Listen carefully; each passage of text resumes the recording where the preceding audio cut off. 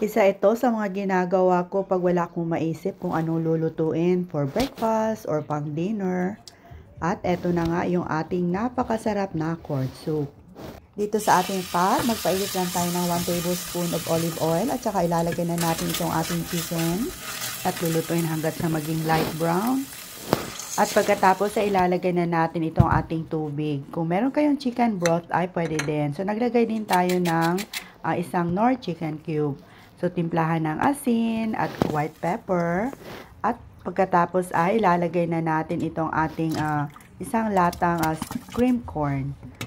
Mga 420 grams po. At saka 1 cup of corn kernels. And then hayaan lang nating mag-simmer. So, paghalo-haluin lang natin once in a while para naman hindi masunog sa ilalim.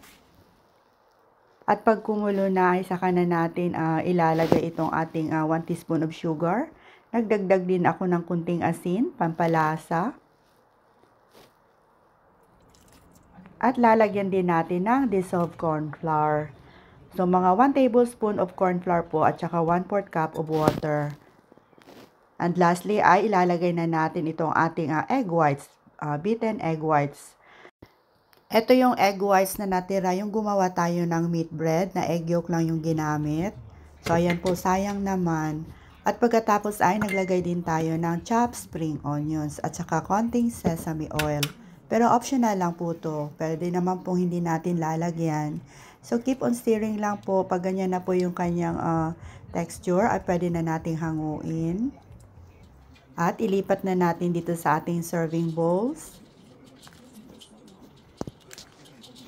Siyempre, for presentation na naman, ay nilagyan ko din ng chopped spring onions. I-try nyo na din po itong gawin mga mamshe at siguradong magugustuhan po ng inyong buong pamilya. Tara, kain po tayo. Daghang salamat!